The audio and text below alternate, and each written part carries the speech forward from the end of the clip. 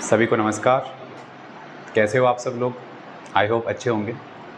पिछली क्लास में हमने एक नई सीरीज़ शुरू की थी जो कि थी शॉर्ट हैंड की। इस क्लास में भी हम कंटिन्यू करेंगे शॉर्ट हैंड के बारे में। प्रीवियस क्लास में मैंने आपको शॉर्ट हैंड के इंट्रोडक्शन के बारे में बताया। बेसिकली शॉर्ट हैंड होती क्या है, कहाँ यूज़ की जाती है, वो सब चीज़ें अपन ने जान ली है। और इसके अलावा मैंने स्टार्ट किया था कुछ आउटलाइंस के थ्रू। मैंने स्टार्ट किया था जैसे लेटर्स अपन ने सीखे थे, कुछ लेटर्स अपन ने बनाने सीखे थे, कुछ शेप्स वगैरह, क कैसे बनाते हैं, ख कैसे बनाते हैं। जैसे बिल्कुल एक छोटे बच्चे की तरह सीखना है आपको। आप अपने आप को ऐसे एज्यूम कीजिए कि स्कूल में फर्स्ट क्लास में आप आए हो। सिमिलरली इन दैट वे आपको सीखना है। ठीक है, क्लियर? तो चलिए आज कंटिन्यू करते हैं। पिछले क्लास में हमने जाना कि शॉर्ट हैंड क्या है, कहाँ यूज़ की जाती है। जैसा कि मैं आपको पहले ही बता चुका हूँ, स्टेनोग्राफर्स के द्वारा यूज़ की जाती है। स्टेनोग्राफर्स जो होते हैं वो पर्सनल असिस्टेंट होते हैं, पी होते हैं किसी भी पर्टिकुलर डिपार्टमेंट के। Alright, clear? अच्छा, अब देखो कुछ शेप्स, कुछ आउटलाइंस मैंने बताई थी। देखो रनिंग में लिखना, एक चीज़ आप ध्यान में रखिएगा, शॉर्ट हैंड की नीड क्यों है, नीड क्यों है ये जानना ज़रूरी है। शॉर्ट हैंड की नीड इसलिए है कि किसी काम को आप रैपिडली कर सकें। अब कोई डिक्टेशन दे रहा है, डिक्टेशन का मतलब क्या होता है? डिक्टेशन का मतलब होता है कि कोई भी एक स्पीच डिलीवर करना। जो डिक्टेटर होता है यानी कि स्पीच देने वाला, देखो स्टेनोग्राफर्स का काम क्या होता है? स्टेनोग्राफर्स का काम होता है कि उसका जो सीनियर है, उसका जो बॉस है, इमीडिएट बॉस जो है, वो उसको डिक्टेशन देता है कोई भी कंटेंट प्रिपेयर करने के लिए, लाइक कोई लेटर प्रिपेयर करने के लिए। तो जैसे अभी मैं जिस स्पीड में बोल रहा हूँ, अप्रोक्सीमेटली मैं 1 मिनट में अभी लगभग 80 से 90 WPM इतने शब्द बोल रहा हूँ। WPM स्टैंड फॉर वर्ड्स पर मिनट। 1 मिनट में मैं लगभग 80 से 90, हो सकता है 100 तक जाए या 120 तक जाए। तो 70, 80, 90 1 मिनट में इतने शब्द लिख लेना अपने आप में इम्पॉसिबल टास्क है, हिंदी और इंग्लिश में लिखना। But it is quite possible to write in short hand. Short hand में लिखना ये पॉसिबल है। जी बिल्कुल, आपने सही सुना कि आप सोच रहे होंगे सर 1 मिनट में, अब कई स्टूडेंट का कन्फ्यूजन ये होगा, सर लिखना ही तो है, लिखना ही तो है, लिख लेंगे। आप ट्राई कीजिएगा, किसी से भी कहिएगा कि वो 1 मिनट में लगभग 50 शब्द तक ही बोले, चाहे हिंदी में या इंग्लिश में। नहीं लिख पाएंगे, नहीं हो पाएगा। शॉर्ट हैंड की वही तो नीड पड़ती है। शॉर्ट का मतलब यही है, आशुलिपि। शॉर्ट हैंड, बिल्कुल शॉर्ट में लिखना, फास्ट। तो देखो शॉर्ट हैंड चीज़ों को आसान बनाने के लिए, काम को रैपिडली करने के पर्पज़ से बनाई गई है। इसी पर्पज़ से इसका इन्वेंशन किया गया है। ठीक है, तो जैसे मैंने आपको कुछ शेप्स बताए थे, कुछ आउटलाइन बताई थी, उन आउटलाइन को आज अपन कंटिन्यू करते हैं। एक बार के लिए क्विक रिकॉल ले लें पिछली क्लास का, आप लोगों को भी याद हो जाए। चलिए, मैंने बताया था आपको नीड पड़ेगी एक शॉर्ट हैंड। देखो थिंग्स वी नीड,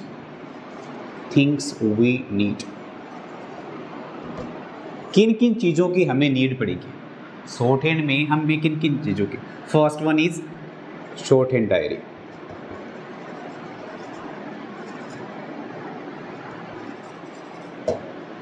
ये चीज़ आप ध्यान में रखिएगा। अगर आप शॉर्ट हैंड सीखने को लेके वाकई एंथुसियास्टिक हैं, वाकई में आपके अंदर क्यूरियोसिटी है शॉर्ट हैंड सीखने को लेकर, तो जो चीज़ें मैं यहाँ पे बता रहा हूँ वो चीज़ें आपके पास में होनी चाहिए, अदरवाइज आप शॉर्ट हैंड नहीं कर पाएंगे। थिंग्स वी नीड, जो चीज़ें हमें चाहिए। शॉर्ट हैंड डायरी, क्या चाहिए? एक शॉर्ट हैंड डायरी चाहिए होगी। Second one is pencil, shorthand pencil या steno pencil. Shorthand pencil चाहिए होगी। नॉर्मल पेंसिल से काम नहीं चलने वाला। आप स्टेशनरी की शॉप पे जाइएगा, उसको पूछिएगा कि शॉर्ट हैंड पेंसिल है क्या, स्टेनो वाली पेंसिल है क्या। अगर वो है तब आप परचेज कर लीजिएगा, अदरवाइज नॉर्मल पेंसिल से नहीं दिखा जाएगा, क्योंकि शॉर्ट हैंड लिखने के लिए एक अलग ही पेंसिल होती है। थर्ड वन इरेजर, इरेजर चाहिए होगा। अच्छा, फोर्थ वन कटर और शार्पनर। कटर या शार्पनर जो है पेंसिल को छीलने के पर्पज से, लेकिन मैं प्रेफर करूँगा आप कटर ही यूज़ करें, don't use sharpener, because light dark, पिछली क्लास में मैंने आपको बताया था, आप जब आउटलाइन बनाते हैं तो लाइट और डार्क का डिफरेंस रखते हुए चलना है। बहुत ही ज़्यादा इंपॉर्टेंट बात है। स्टार्टिंग से ही आप ये हैबिट अपना लीजिएगा कि लाइट डार्क का डिफरेंस रखा तो आपके कन्फ्यूजन होगा ही नहीं। आई स्ट्रांगली बिलीव दैट आपके कन्फ्यूजन के चांसेस कम हो जाएंगे, किसी वर्ड को आप इजीली पढ़ पाएंगे। देखो सबसे बड़ी प्रॉब्लम क्या आती है कि स्टूडेंट की ये दिक्कत आती है कि जब भी वो शॉर्ट-हैंड, चलो ठीक है शॉर्ट-हैंड लिख तो ली, लेकिन जो लिखा हुआ कंटेंट अगर खुद की ही समझ में नहीं आ रहा है तो वो शॉर्ट-हैंड लिखना अपने आप में वेस्ट हो गया। तो किसी दूसरे के समझ में आए ना आए दैट डजंट मैटर, वो मैटर नहीं करता। लेकिन जो स्टेनोग्राफर्स होते हैं, जब आप सीख जाएंगे उसके बाद में आप स्टेनोग्राफर कहलाएंगे अपने आप में, ठीक है। तो जो लिखने वाला है, तो जब आप लिखने जा रहे हैं स्टेनो, तो एटलीस्ट खुद की तो समझ में आना ज़रूरी है। जैसे मैं लिखता हूँ शॉर्ट-हैंड तो मुझे मेरी समझ में आती है, चाहे दूसरे के समझ में ना आए दैट डजंट मैटर, लेकिन मुझे खुद को समझ में आनी चाहिए। तो खुद को समझने के लिए क्या, ये जो मैंने इम्पोर्टेंट बात बताई है कि लाइट डार्क का डिफरेंस रखना है, लाइट और डार्क का डिफरेंस, आउटलाइन को गहरा और हल्का बनाए रखना है, ये चीज़ आपको ध्यान में रखनी है। ये चीज़ आपको ध्यान में रखनी। एक टाइम आएगा कि जब पहले आप लेटर्स सीखेंगे, जैसे इंग्लिश में अपन सीखते हैं पहले लेटर्स से बनते हैं वर्ड्स से बनते हैं फ्रेजेस से बनते हैं सेंटेंसेस। सिमिलरली हम शॉर्ट-हैंड में भी ऐसा करने वाले हैं, बिल्कुल इंग्लिश की तरह ही एक फॉर्मूला जो है वो एक स्टेप फॉलो करने वाले हैं। अपन स्टेप बाय स्टेप सीखेंगे। सबसे पहले अपन लेटर्स सीख रहे हैं, लेटर्स के बाद में अपन वर्ड्स बनाना सीखेंगे, वर्ड्स के बाद में अपन फ्रेजेस बनाना सीखेंगे, और फ्रेजेस के बाद में अपन सेंटेंसेस बनाना सीखेंगे, ठीक है। पहले आप लेटर्स को आइडेंटिफाई करना, बिल्कुल डिसेंट वे में चलेंगे, जीरो से बता रहा हूँ मैं, फास्ट नहीं चलना अपने को फास्ट नहीं चलना है, बिल्कुल धीरे धीरे स्लोली अपन करेंगे, ठीक है। तो पहले आप आउटलाइन को पहचाना, जैसे आने वाली 1, 2, 3 क्लासेस जो हैं वो बेसिकली मैं जैसे कुछ आउटलाइन जैसे अभी आपको मैं बता दूंगा, उसके बाद में क्या होगा कि वो आउटलाइन बनाऊंगा मैं। उन आउटलाइन को आपको आइडेंटिफाई करना है कि ये क्या अक्षर है, ये कौन सा अक्षर है, ये कौन सा लेटर है, इसको अपन क्या किससे रिप्रेजेंट करेंगे। जैसे ये कैसे बनाएंगे, क कैसे बनाएंगे, र कैसे बनाएंगे, व कैसे बनाएंगे, श कैसे बनाएंगे, ये सब सीखने जा रहे हैं। अच्छा, 4 चीज़ें मैंने आपको बताई है, ये चारों चीज़ें आपके पास में होनी चाहिए। अगर आप शॉर्ट-हैंड सीखने जा रहे हैं तो ये 4 चीज़ें आपके पास में होनी चाहिए। शॉर्ट-हैंड डायरी में मैंने आपको बताया, शॉर्ट-हैंड डायरी अलग ही, नॉर्मल डायरी से काम नहीं चलने वाला, शॉर्ट-हैंड की अलग ही डायरी आती है, जिसमें क्या होता है, एक छोटी सी डायरी होती है और उसमें जो लाइन्स होती हैं, उन लाइन्स के बीच की जो डिस्टेंस होता है अप्रोक्सीमेटली 100 सेंटीमीटर, 100 सेंटीमीटर के अराउंड होती है, उतने डिस्टेंस वाले। मार्केट में आप स्टेशनरी के शॉप पे जब आप जाएंगे तो वहाँ पे आप बोलेंगे शॉर्ट-हैंड डायरी है क्या, तो आप अपने आपको अगर अवेलेबल है तो वो दे देगा। ऑलराइट, तो इन 4 चीज़ों की आपको नीड होनी चाहिए। जैसे अपन युद्ध, जैसे पुराने ज़माने में अपन सुनते थे युद्ध होते थे महाभारत काल में एंड ऑल दैट, तो उनमें क्या होता था, हथियार, युद्ध लड़ने के लिए हथियार ज़रूरी है, तो ये आपके हथियार हैं। ये क्या है, आप स्टेनोग्राफी का युद्ध लड़ने जा रहे हैं तो आपके पास में हथियार तो होने चाहिए, आपके वेपन्स तो होने चाहिए, आपके तलवार और ढाल। आपकी तलवार जो है वो अपने आप में क्या है, आपकी पेंसिल है, आपकी पेंसिल आपकी तलवार का काम करने वाली है, और आपकी डायरी जो है वो ढाल का काम करने वाली है। ये तलवार और ये ढाल जितने मजबूत होंगे वो उतना ही बड़ा महारथी कहलाने वाला है। बड़ी इंटरेस्टिंग चीज़ है। वंस अगेन आई रिपीट, जो सीरियस स्टूडेंट हैं वही ये वीडियो देखें, अदरवाइज इसको क्विट कर दें, बिकॉज मैं नहीं चाहता कि फालतू लोग इसमें जुड़े। जो सीरियस स्टूडेंट हैं, जो वाकई मुझे ऐसा रियलाइज़ हुआ, कुछ स्टूडेंट ने मेरे पास इंक्वायरी की कि सर हमें स्टेनो सीखनी है, तो थोड़ा सा टाइमिंग मिसमैच होने की वजह से और थोड़ा सा डिस्टेंस होने की वजह से क्या है कि ऑफलाइन नहीं हो पाया, इस वजह से मैं ऑनलाइन लेके आया। तो जब भी मुझे टाइम मिलेगा, रेगुलर तो मैं नहीं कह पाऊँगा, लेकिन जब भी मुझे टाइम मिलेगा आपके लिए मैं स्टेनो के सेशंस लेके आता हूँ। तो ये चीज़ें आपके पास में होनी चाहिए, आपकी तलवार, आपका ढाल होना चाहिए। इसके अलावा भी छोटे मोटे इंस्ट्रूमेंट आपके पास होने चाहिए, लाइक योर देखो इरेज़र देखो एक टाइम तक अपन यूज़ करेंगे, स्पेशली जब आप स्पीड में लिखने लग जाएंगे, उसके बाद में आपको नीड ही नहीं पड़ेगी। लेकिन इनिशियल स्टेज में आपको इरेज़र की नीड पड़ने वाली है। क्लियर? अच्छा, कटर की बार बार नीड पड़ेगी, कटर तो कंटिन्यू चलता रहेगा, ठीक है। कटर जो है वो आपको जैसे हर बार पेंसिल छीलने तो पड़ती है, नो डाउट। अच्छा चलिए आगे चलते हैं। तो ये चीज़ें मैंने आपको बता दी है कि इन चीज़ों की आपको नीड पड़ने वाली है। तो अपन कंटिन्यू करते हैं पिछली क्लास से ही, जहाँ से अपन ने छोड़ा था। सपोज दैट ये आपकी शॉर्टहैंड डायरी है। क्या है ये? शॉर्टहैंड डायरी है। अब इसमें क्या है, देखो मैंने बताया था, बात करते हैं अपन वर्णमाला से ही। वर्णमाला में प्रथम अक्षर क, बिल्कुल उसको पिछली क्लास को रिकॉल कर लेते हैं एक बार के लिए, हो सकता है कुछ स्टूडेंट नए जुड़े हों इस वजह से। देखो ये क्या था? क। अच्छा ये क्या था? ख। दोनों क्या है? लाइट है। देखो एक चीज़ जो कि बहुत ज़्यादा इम्पोर्टेंट है, ये एक तरह का रूल है।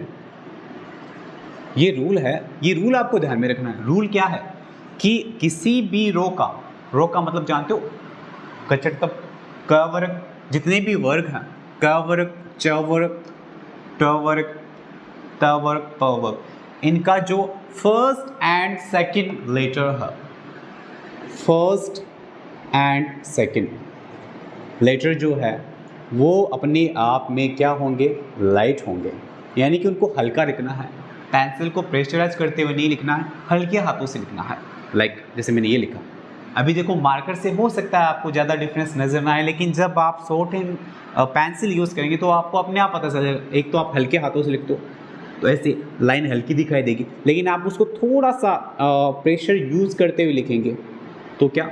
वो डार्क नज़र आएगी। ठीक है। अच्छा, तो फर्स्ट एंड सेकंड जो लेटर है, किसी भी वर्ग का फर्स्ट एंड सेकंड जो है वो लाइट होगा। अच्छा, थर्ड एंड फोर्थ ये जो हैं ये डार्क होंगे। ये बात आपको ध्यान में रखनी है, वेरी इंपॉर्टेंट। ये एक इंपॉर्टेंट रूल है कि किसी भी वर्ग का फर्स्ट और सेकंड लेटर जो है वो लाइट होगा, प्रथम अक्षर और द्वितीय अक्षर लाइट होगा, हल्का होगा। तो थर्ड एंड फोर्थ जो है वो डार्क होने वाला है। अच्छा, मैंने कहा ये क्या है? क। क्या है? क। ये क्या है? ख। अच्छा, फर्स्ट सेकंड लाइट। अब क्या आने वाला है? थर्ड डार्क, ग। अच्छा, फिर घ। अच्छा, पहले की कॉपी थर्ड होता है और सेकंड की कॉपी फोर्थ होता है। रूल नंबर सेकंड, ये तो रूल फर्स्ट हो गया। दूसरा रूल क्या है? दूसरा रूल ये आपको ध्यान में रखना है कि फर्स्ट की कॉपी क्या होगा? थर्ड, एंड सेकंड की कॉपी फोर्थ। फर्स्ट की कॉपी तो थर्ड होता है, बिल्कुल सेम होगा, लेकिन लाइट डार्क का डिफरेंस रखना है। Always remember it. Once again I repeat, फिर से मैं कह रहा हूँ कि लाइट डार्क का डिफरेंस रखना ज़रूरी है, अदरवाइज आपके आगे जाके कन्फ्यूजन होने वाला है। अगर आपने ये नहीं रखा, अगर आपने ये डिफरेंसेस बरकरार रखा, फिर आपके कोई दिक्कत नहीं आने वाली, आप वर्ड्स को इजीली आइडेंटिफाई कर पाएंगे। लेकिन जब आपने ये डिफरेंस नहीं रखा ना, तो आपको पता नहीं चलेगा कि उस शब्द में पहला अक्षर क से शुरू हो रहा है या ग से हो रहा है, ख है या घ है। ये चीज़ आपको ध्यान रखनी है। अच्छा, क, ख, ग, घ। अच्छा, फिर च। क्या है? च। छ। बिल्कुल जो स्टूडेंट इस वीडियो को देख रहे हैं अपनी डायरी में मेरे साथ साथ में नोट डाउन करते जाइए। क, ख, ग, घ। अच्छा, फिर च, छ। देखो ये चीज़ मैंने आपको पिछली क्लास में भी बता दी थी। वंस अगेन आई रिपीट, पहला जो है और दूसरा, पहली आउटलाइन और दूसरी आउटलाइन, पहला अक्षर और दूसरा अक्षर, इन दोनों में ज़्यादा डिफरेंस नहीं है। डिफरेंस बनाया कैसे है? डिफरेंस बनाया है काट के। अब आप ये सोच रहे हैं सर कल तो पिछली वाली क्लास में आपने इस आउटलाइन को जैसे ख बनाया था, उसको बीच में से काटा था। नो प्रॉब्लम, आप काट सकते हैं, लेकिन हमें पेंसिल कम उठानी पड़े, हम स्पीड से कोई काम कर सकें। आप ज़रूरी नहीं इसको यहीं से काटें, आप हो सकता है इसको ऐसे भी काट सकते हो, लेकिन पेंसिल उठानी नहीं पड़े, कोई आउटलाइन इजीली बने। तो इजी वे में मैं बता रहा हूँ, इजी वे में कोई काम कर सकें। हम जनरली किस चीज़ को प्रेफर करते हैं? हम जनरली उसी चीज़ को प्रेफर करते हैं जो चीज़ इजी हो, जो काम आसान हो, उसी चीज़ को अपन प्रेफर करते हैं। क्लियर? तो वैसे ही आपको ये चीज़ आपको प्रेफर करनी है जो काम आसान है। अच्छा, च, छ, च का ही डार्क, ज, फिर झ। अच्छा, अभी कुछ स्टूडेंट के माइंड में ये कन्फ्यूजन होगा कि सर आप चार चार ही कैसे बता रहे हो, चार चार लेटर्स ही कैसे बता रहे हो, जबकि हर वर्ग में 5-5 होते हैं। बिल्कुल आपके मन में जो डाउट हो वो बिल्कुल सही है कि 5-5 लेटर्स होते हैं, लेकिन मैंने आपको पिछले क्लास में भी बता दिया था कि जो पंचमाक्षर हैं एक से लेकर चतुर्थ अक्षर तक अपन पढ़ेंगे, लेकिन पंचमाक्षर की अलग ही कैटेगरी है, उनको मैं अलग से डिफाइन करूँगा, डोंट वरी अबाउट इट। पहले आप बेसिक तो सीखिए, उसके बाद में पंचमाक्षर को भी अलग से ले लेंगे, नो प्रॉब्लम। अच्छा, फिर क्या आता है? ट, ट को काट दिया तो थ। अच्छा, फिर ड, फिर ढ, क्लियर। अच्छा, फिर उसके बाद क्या आता है? तो देखो, तय को ऐसे भी लिख सकते हो, बिल्कुल ब्रैकेट की तरह है। देखो, एक चीज़ ध्यान में रखनी है आपको, ये जो आउटलाइन आप बनाते हो ये एवरेज साइज की होनी चाहिए। ये नहीं कि आप इतना बड़ा तय बना रहे हो, आपको एटलीस्ट इतना बनाना है कि जो ये दोनों आपकी जो लाइंस हैं उनमें अप्रॉक्सीमेटली आ जाए, है ना। जैसे ये आपके शॉर्ट हैंड की जो लाइंस हैं उनमें प्रॉपरली विजिबल भी हो और दूसरी लाइन को कट ना करे, क्रॉस ना करे। ये नहीं कि आप इतना बड़ा बना लिया आपने दो लाइनों को, ये गलत होगा। उन दोनों लाइन के बीच में ही रहना चाहिए। कोई भी लेटर जब आप बना रहे हो, कोई भी आउटलाइन से बना रहे हो, तो वो दोनों लाइन के बीच में रहना चाहिए। तो उसी पर्पज से ऐसे, तो मैंने कहा ऐसे भी बना सकते हैं, तो ऐसे भी, ये एंगल भी सही है। वो डिपेंड करेगा कि कोई शब्द कैसे बन रहा है, किसी शब्द में कोई एंगल बैठ रहा है कि जैसे मैंने लिखा तरल, तरल, तो मैंने ये वाला एंगल यूज़ किया। अब कोई दूसरा शब्द है जिसमें जैसे मान लीजिए तवा शब्द लिखा मैंने, या तव, तो तव, ये वाला एंगल यूज़ करूँगा। वो आप धीरे धीरे जान जाएंगे। अभी जैसे हो सकता है शायद इन वर्ड्स जो मैंने आप सामने लिखे हैं इनमें आपकी कन्फ्यूजन, सर आपने ये क्या लिख दिया। ये मैंने क्या किया, सिंपल से वर्ड्स, जैसे तवा शब्द लिखा है, आगे मात्रा यहाँ पे लगेगी, तो मात्रा वगैरह धीरे धीरे अपन सीख जाएंगे। लॉन्ग स्टोरी शॉर्ट में आपको ये समझाना चाहता हूँ कि ये भी तय है और ये भी तय है, दोनों को साथ में नहीं बनाना है। डिपेंड करता है कोई वर्ड कैसा है, उस बेसिस पे आउटलाइन बनने वाली है। वर्ड के बिहाफ पे हम यहाँ पे ये कौन सा वाला तय यूज़ करेंगे वो डिसाइड करेंगे, वो धीरे धीरे मैं आपको बता दूंगा, ठीक है। अच्छा, आगे चलते हैं। तो फिर थ। अब आप सोच रहे हैं सर आपने इसको स्टार्टिंग से कैसे काटा, पेंसिल ना उठाने पड़े। अब एक तो मैं ऐसे काटता, पेंसिल उठानी पड़ी। जो काम इजी वे में हो उसी को अपन प्रेफर करते हैं। तो इजी में क्या कौन सा हो रहा है, बिना पेंसिल उठाए, तो बिना पेंसिल उठाए उसी को अपन प्रेफर करेंगे। अच्छा, त, थ, द, डार्क है, ये लाइट है, डार्क है, ये चीज़ आपको ध्यान में रखनी है। ध, ऐसे करना है। क्लियर?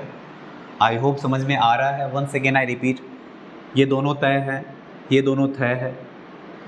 अच्छा, एक चीज़ ध्यान में रखना, ऐसा नहीं कि मैं बोलूँ आप लिखो तय तो आप ऐसे बना लेंगे, सर ये एक ही है, या तो आप ये बना लो या ये बना लो, लेकिन पता होना चाहिए ये दोनों तय ही हैं। ये नहीं कि आप दोनों बनाने लग गए, दोनों में से एक यूज़ करेंगे, एक टाइम में एक ही यूज़ करना, दोनों एक साथ यूज़ नहीं करने हैं। क्लियर? वैसे ही था है, वैसे ही द है। अब आपको जैसे लिखना है दवा, तो दवा के लिए द, ये नहीं कि आप ऐसे बनाने लगे फिर ऐसे वर्ड, वो नहीं होना चाहिए। अच्छा, त, थ, द, ध। अच्छा, आगे ये क्या है, प, क्या है, प, ह, ब, ये लाइट है, ये डार्क है। मार्कर की वजह से थोड़ा सा हो सकता है कि लाइट डार्क का डिफरेंस आपको दिखाई नहीं दे रहा है, लेकिन मैं बार बार बोलते जा रहा हूँ, लाइट डार्क, ये डिफरेंस आपको रखना है। अच्छा, आपको याद आ रहा होगा मैंने कहा था पहला और दूसरा अक्षर तो लाइट या डार्क, क्या बताया था, सोचो जरा। लाइट बताया था, पहला और दूसरा तो लाइट रहेगा, सेकंड, थर्ड और फोर्थ जो है वो डार्क रहेंगे। अच्छा, प, फ, ब और ध। अच्छा, clear?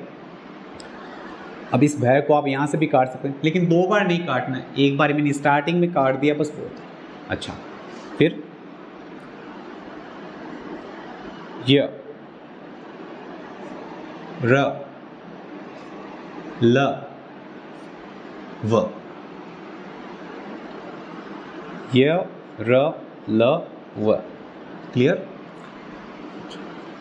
Just wait a second, एक बार के लिए आप इन सबको रिवाइज कीजिए, तब तक के लिए मैं मार्कर में इंक फिलअप कर देता हूँ।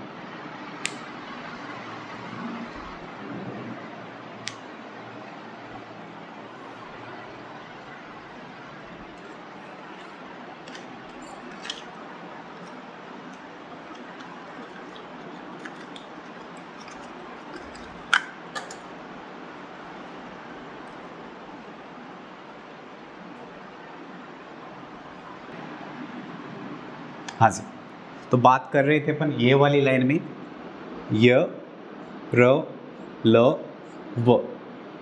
once again I repeat, देखो ये का उल्टा होता है वह, ये ऐसे है नीचे से ऐसे, वह ऐसे है, ये चीज़ आपको ध्यान रखनी है। अच्छा, शायद ये ऊपर वाला दिखाई नहीं दे रहा, तो देखो मैं फिर से रिपीट कर देता हूँ, प थ ब भ। क्लियर? अच्छा, फिर श वाली लाइन, श, देखो श में तो कोई कन्फ्यूजन ही नहीं है, श में कन्फ्यूजन ही नहीं है, बिल्कुल तीनों के तीनों श एक जैसे होंगे। लेकिन कौन सा श कब आएगा, इसके लिए आपको हिंदी का थोड़ा सा बेसिक नॉलेज होना ज़रूरी है। अब जैसे आप नाम लिखते हो शरद, तो शरद में श कौन सा श आता है, श शंकर वाला श आता है, ये अलग अलग श होता है, मूर्धन्य श, दंते श और तालव्य श, है ना। इन श का आपको डिफरेंस पता होना चाहिए, कौन सा श कब आने वाला है। अच्छा, श श श। अब ये ना सोचें आप कि सर ये दोनों श हैं, देखो ये भी श है और ये भी श है, कंफ्यूज मत हो जाना, तय वाली की तरह बात है। जैसे ऐसे ये एंगल बैठता है तो भी ये श है, ये वाला एंगल बैठता है तो भी ये श है, वो डिपेंड करता है कि कोई शब्द आप कैसे बना लो, जैसा एंगल बैठेगा इन दोनों में से एक अल्टरनेटिवली आपको यूज़ करना है। दो अल्टरनेट दे रहा हूँ मैं, देखो कुछ के कोई अल्टरनेट ही नहीं है, सिंगल यहाँ वो पर्टिकुलर लाइन यूज़ करनी पड़ेगी, लेकिन कुछ एक के मैं जैसे अल्टरनेट दे रहा हूँ आपको, तो वो आपको यूज़ करना है। श श, ये भी श है और ये भी श है, और ये भी श और ये भी श है, ठीक है। अच्छा, फिर है, ये भी है और ये भी है, दोनों में से एक देखो अल्टरनेटिवली यूज़ करना आपको, जो एंगल बैठता है वो एंगल आपको यूज़ करना है। अब जैसे मान लीजिए मैंने लिखा हल, तो हल में आप मुझे बताइए कि क्या ये एंगल सही बैठ रहा है? नहीं सर, मज़ा नहीं आ रहा, ये तो गलत हो गया। आप ये वाला एंगल यूज़ करो, ह ल, एंगल बैठ रहा है ना, तो जिस अकॉर्डिंग किसी वर्ड का एंगल बैठे उस अकॉर्डिंग हम वो जो अल्टरनेट दे रखे हैं उनमें से एक यूज़ करने वाले हैं। I hope you got it very well, समझ में आ रहा है। अच्छा, अब देखो आगे, अब पंचमाक्षर की अगर बात करते हैं, क ख ग घ, ये क्या होता है, ये क्या होता है? कोई मुझे बताएगा कि ये क्या होता है, इसको क्या बोलते हैं? मोस्ट ऑफ स्टूडेंट बोलते हैं सर क ख ग घ ड़, ड़ नहीं होता है, ड़ नहीं होता है, क्या होता है? ग, क्या होता है? ग। तो ये जो है इसको अपन लिखते हैं ऐसा, ठीक है। थोड़ा सा डार्क होगा ये, क्या है? डार्क होगा। मैं इसको देखो, आपको पेंसिल से एक ही बार ड्रॉ करना है, मार्कर से आपको प्रॉपरली विजिबल रहे उस पर्पज से मैं थोड़ा सा इसको डार्क कर रहा हूँ। एक ही बार में सिंगल टाइम, वन टाइम में भी आपको बनाना है ऐसे, ठीक है। पेंसिल से डार्क, थोड़ा सा डार्क होना चाहिए। ग। अच्छा, च छ ज झ, इसको क्या बोलते हैं? या। देखो ये जो वर्ड है ये हमारे स्टेनो में यूज़ में ही नहीं आएगा कहीं पे भी, तो जब नीड ही नहीं पड़ रही है सर तो फिर क्यों माथापच्ची करें? कहीं पे भी नहीं लिखना पड़ेगा आपको, कहीं पे भी नीड ही नहीं पड़ने वाली, तो इसको इसकी कोई आउटलाइन ही नहीं बनानी है आपको। अच्छा, फिर एक माथापच्ची कम हुई। अच्छा, आगे चलते हैं। ट ठ ड ढ ण, ण के लिए क्या करेंगे? देखो ण के लिए बिल्कुल वही है जो ग के लिए है। ये चीज़ आपको ध्यान रखनी है कि ये मैंने लाइट बनाया है, ये क्या है? लाइट है, और ये डार्क है, मैंने इसीलिए इसको थोड़ा सा हाईलाइट ज़्यादा किया है। ये लाइट है और ये डार्क है, तो लाइट हो, बिल्कुल लाइट, तो ये ना। अच्छा, एक चीज़ जो कि कॉमन है वो ये है कि न और न ये दोनों सेम हैं, ये दोनों के दोनों सेम होने वाले हैं, ये दोनों के दोनों सेम हैं। वो डिपेंड करता है कि कोई वर्ड क्या आएगा, उस वर्ड के बेसिस पे। देखो न की और न की दोनों की आउटलाइन सेम है। अब आप लोग ये सोच रहे हैं कि सर कन्फ्यूजन हो जाएगा, ऐसे तो कन्फ्यूजन नहीं होने वाला, कन्फ्यूजन नहीं होने वाला। अब जैसे कहीं पे नाम हमारा कनक, तो कनक शब्द आप जब बनाएंगे तो कॉमन सेंस की बात है सर, कनक तो होता नहीं है, कनक होता है। क्लियर? कनक होता है, तो कनक जैसे कहीं पे शब्द आ गया नक, नक तो नक होता है, नक तो होता नहीं है। क्लियर? अच्छा, इस बेसिस पे करना है। आई होप आपके समझ में आ रहा है अच्छे से। चलिए आगे चलते हैं। तो इन दोनों की कॉमन होती है उन्हें दोनों की आउटलाइन सेम है। अच्छा, फिर म के लिए म की आउटलाइन क्या होती है? म की आउटलाइन होती है ऐसे, कैसे? न का उल्टा क्या होता है? मैं होता है। अच्छा, फिर और क्या रह गया? आई होप सब बता दिए हैं, है भी आ गया। ये रह रहे थे बेसिकली पंचमाक्षर वाले। पंचमाक्षर मैंने कहा कि इसकी तो नीड ही नहीं पड़ती है, इसको छोड़ो, इसकी नीड ही नहीं पड़ती है। अच्छा, ये ग क्लियर? अच्छा, ये हो गए।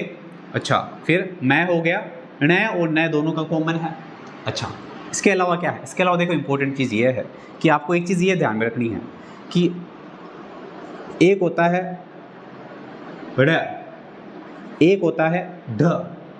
देखो ये ढ अलग है, ये ढ अलग है, ये बिना नुक्ता वाला है, ये नुक्ता वाला है। तो ये चीज़ आपको ध्यान में रखनी है कि ये जो ढ आप बनाते हो ये आप र को काटते हुए बनाएंगे।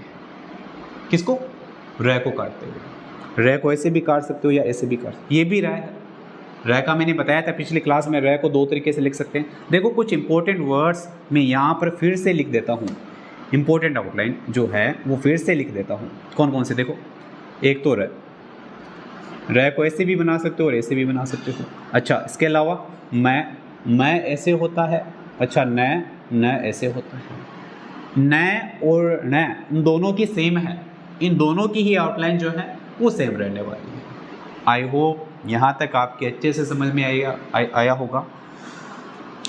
तो इन सब चीज़ों को जो मैंने आज फिर से बताई है आप फिर से रिपीट कीजिएगा। एक बार के लिए देख के बनाना, क से लेके जितने भी मैंने लेटर्स बताए हैं, फिर बिना देखे बनाना, आपकी धीरे धीरे हैबिट बन जाएगी। चलिए आज के लिए काफ़ी इतना। Bye bye, see you again.